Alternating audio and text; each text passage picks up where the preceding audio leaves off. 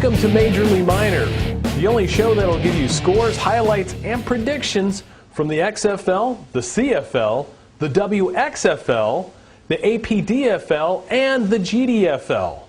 We have a lot to talk about, so we're going to dive right into last week's scores. We're going to start off with the XFL. The first score we're going to talk about is the OKC Bulls versus the Oklahoma City Jaguars. The final in this one, not too hard to predict. I figured this one is going to be a score that's going to be low and close. So here we go. Oklahoma City Bulls 14, the Oklahoma City Jaguars. Next up, I thought this score was going to be a little bit higher in margin, if you will, and a little bit of a margin in between. But the Oklahoma City Chargers traveled all the way to the Wichita Zombie Assassins field and won by about 6 points. So their final score was 20-14. Now the Chargers, I expected a little bit better output from them, but it is a little bit of a distance between Okmulgee and Wichita, or Rose Hill actually. So there we go, final score 20-14. Next up to bat, the Northern Oklahoma Bulldogs versus the Yukon Bobcats.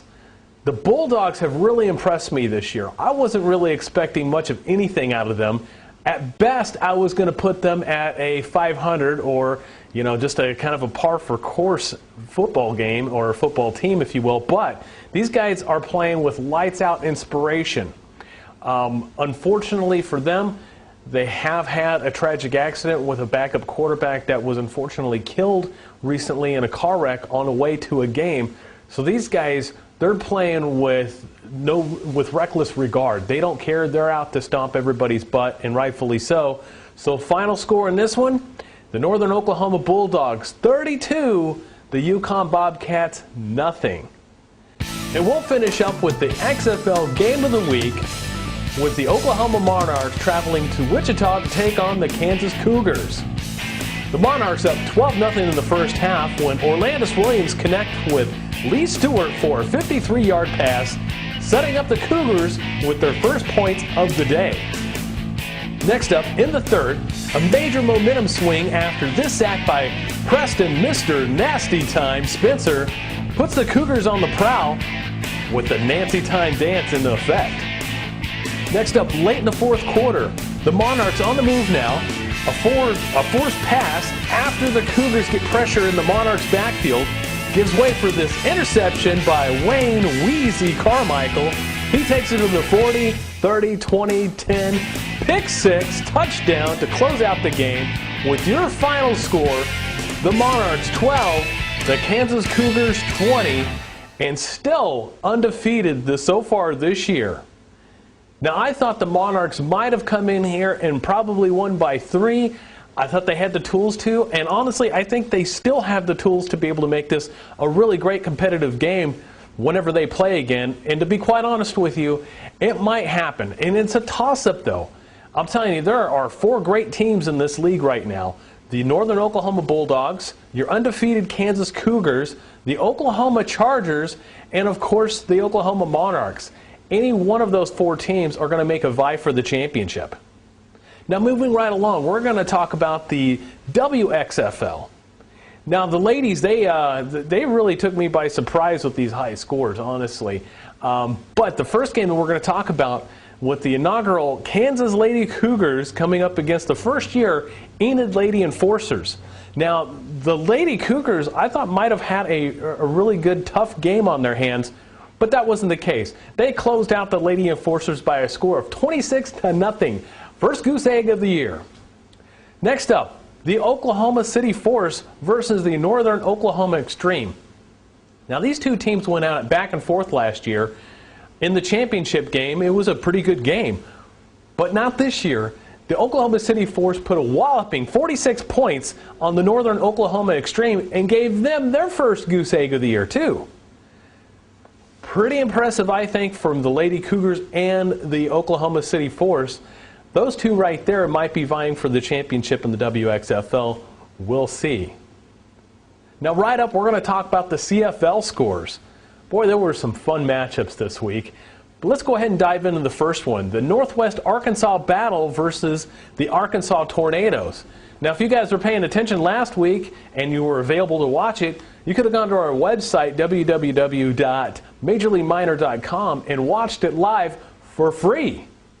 Now, this game, of course, after the first half, you kind of figured out who was going to win. So the final score in this one, the Northwest Arkansas Battle 38, the Arkansas Tornadoes goose egg.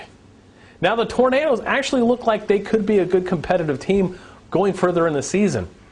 They need to work on some development and some key players to gel, but honestly, after seeing what I saw, they could probably make it a 500 run for their first year, which wouldn't be bad at all, honestly.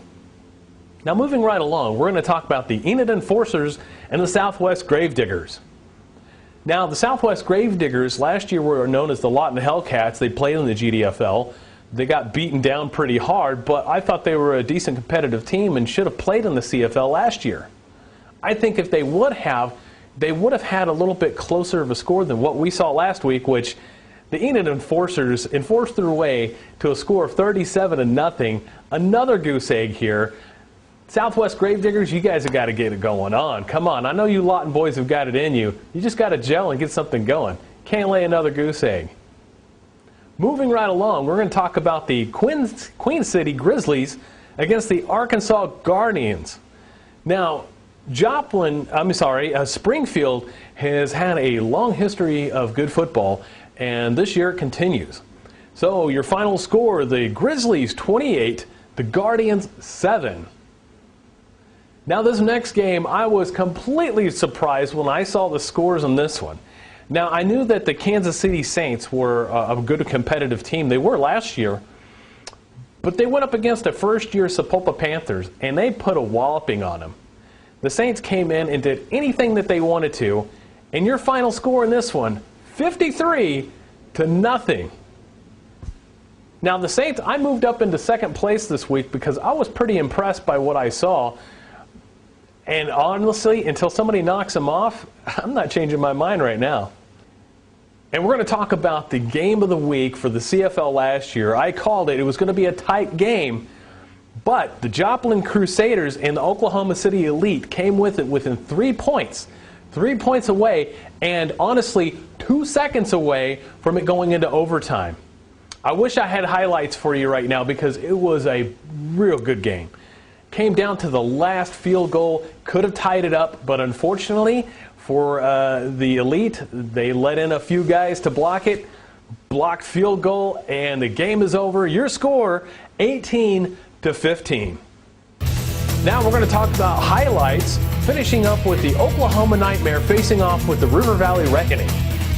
The Nightmare setting the tone in the first, with Nico Monty getting in the backfield to tackle Nick Vanderbilt for an 8-yard loss. Next up, early in the fourth quarter, running back Royale Allen breaks not one, not two, but 8 tackles and trucks all the way down to the Reckoning's 30-yard line. Late in the fourth quarter, River Valley with the ball throws a deep pass, only to be intercepted by Daniel No-Fly Zone Quizita to end the game, with the Nightmare opening its inaugural season with the CFL by a win and a score of 15-8 over the Reckoning. Some side notes to this game: Royal Allen rushed for 82 yards with 1 touchdown and a 2-point pass from TJ Hart. Nico Monty comes away with 7 tackles, 4 of which were sacks. Pretty good for the first year in CFL for these guys. And then also the Nightmares defense holds the Reckoning to a total of 23 total yards for the Reckoning. Now we'll come right back, folks, and we'll talk a little bit about predictions coming on the CFL, a little bit of ADFL, and of course your prediction was the WXFL right after this very heartfelt, very important to me commercial right after this.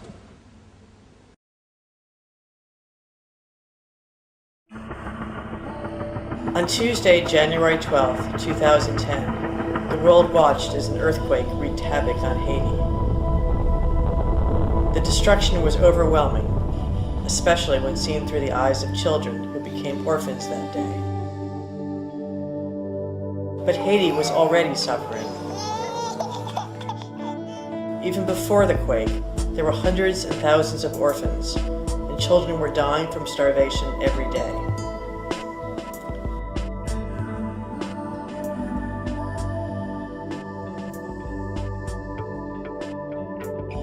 Then and now, hunger weakens Haitian children. Unsafe drinking water makes them sick. Children sleep without shelter and grow up without education. How do we make a difference? One child at a time. For just $1 a day, you can help a child receive food, shelter, and medical care. Your sponsorship is a powerful way to say, I care.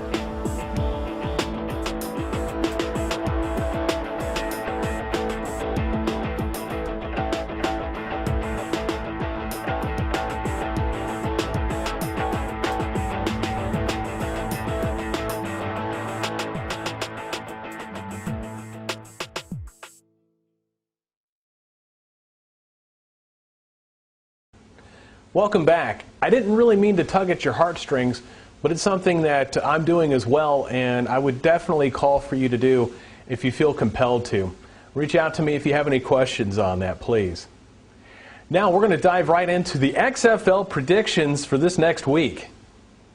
This one's going to be a pretty easy one for me. This first matchup with the Oklahoma City Jaguars facing off against the Oklahoma Monarchs.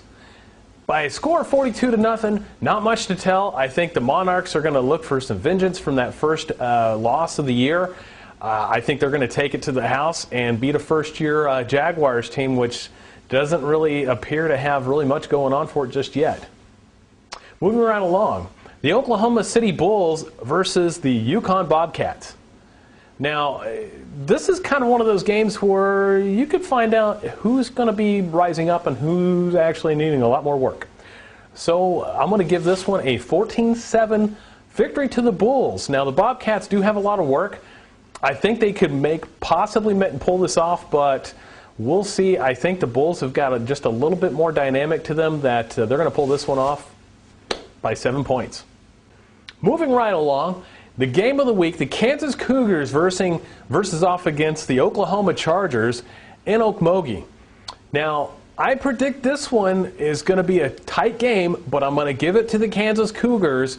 I think they can travel well enough, but I could be wrong, but I'm going to give this one a 21-17 victory to the Cougars until somebody proves me wrong.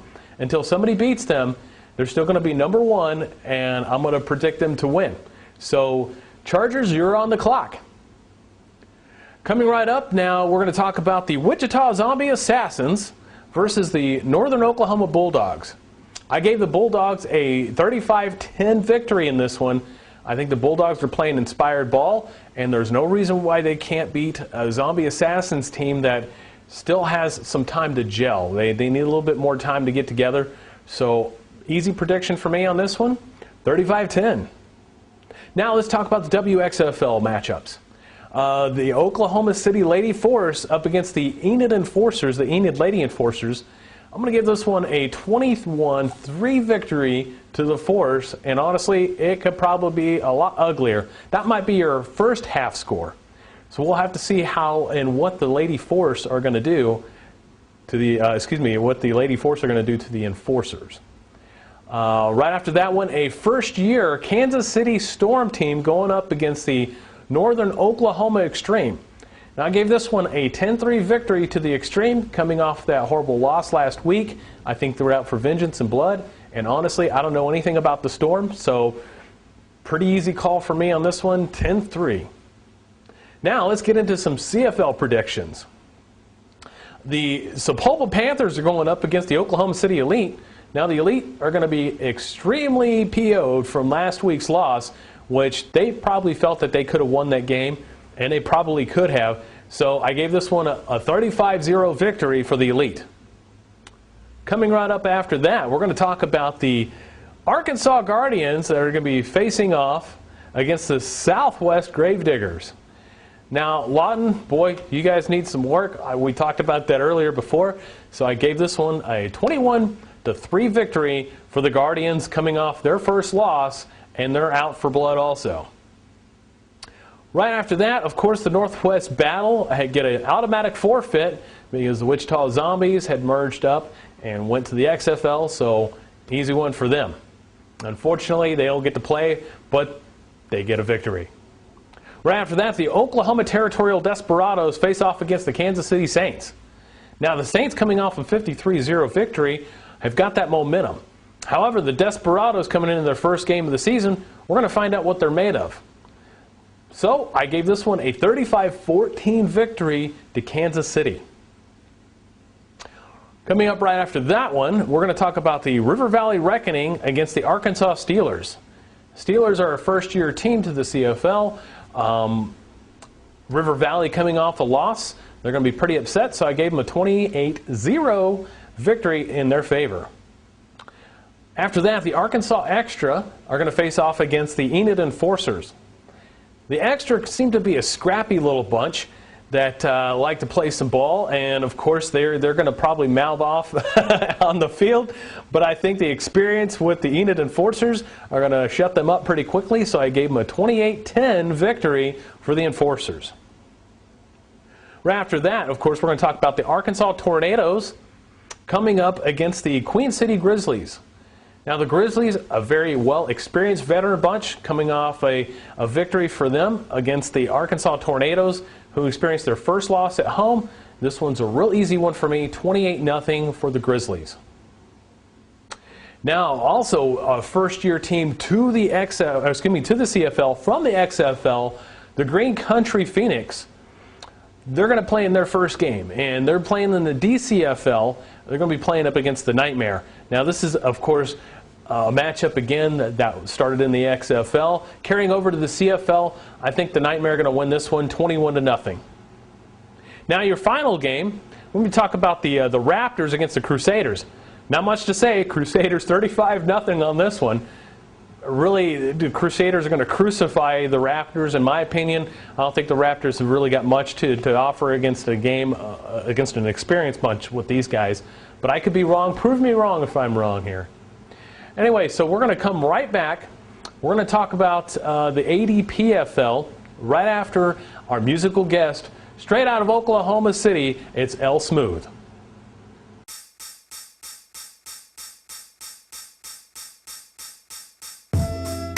I'm only here to elevate. I'm only here to elevate. I'm only here to elevate, trying to reach another plateau. I'm only here to elevate. I'm only here to elevate. I'm only here to elevate, trying to reach another plateau. As I sit back, chillax, and strategize, had to put my vision in fruition and capitalize. Yeah, I'm just a normal guy going through it. Bum a ride to the gig. Better yet, let me go and bum a cig. Stressful days just seem to never leave. That's my pet peeve. Still want the salary of Charlie Sheen. Does that mean rob, steal, or kill, or pray for a meal, or sell my soul for a deal? I think not, y'all, it's not important. Rather own lots of land than owning 40 pairs of Jordans. I'm cool with the Batman's trying to date an actress. When I put it down, here she gon' hold me captive. Yo, your footwear, it don't matter. Cause if you don't know where they're taking you, your life stays scattered. It's all about the actions. I'm moving on up to the east side with the George Jefferson strut. I'm only here to elevate. I'm only here to elevate. I'm only here to elevate, trying to reach another plateau. I'm only here to elevate. I'm only here to elevate. I'm only here to elevate, trying to reach another plateau.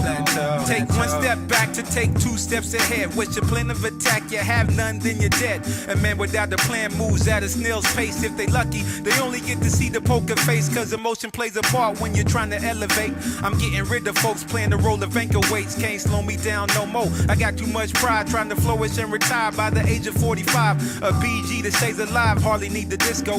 BG is acronym for boss. General, you thought it stood for something else, like a baby gangster. I guess you're right, only matters when your mind takes you. A constant daydreamer looking for a legal come up. My brain be working through the nightfall and sun up. Some of y'all tripping and still waiting for reparations. In meantime, work towards elevation. I'm only here to elevate. I'm only here to elevate. I'm only here to elevate, trying to reach another plateau. I'm only here to elevate. I'm only here to elevate. I'm only here to elevate, trying to reach another plateau. Plateau, plateau, plateau.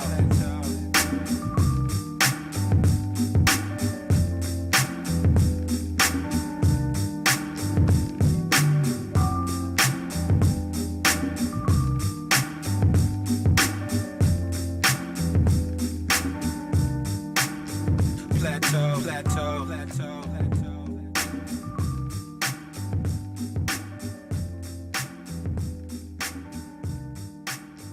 Plateau, plateau, plateau.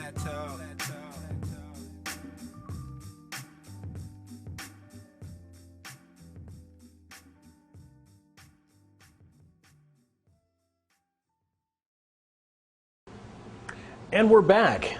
So we're going to dive right into the ADFL with the Oklahoma City Bounty Hunters. Last week they opened up their season with a walloping 50-12 victory against the New Orleans Jaguars.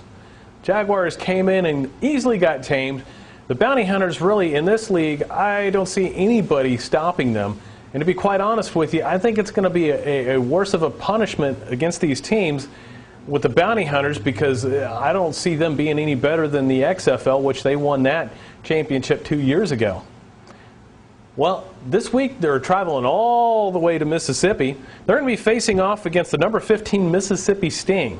Now, Bounty Hunters jumped up in the polls to number 4 this week, facing off against the 15 Sting, which honestly, even with half of their player registration, or just taking half of their players to this game, they're still going to win.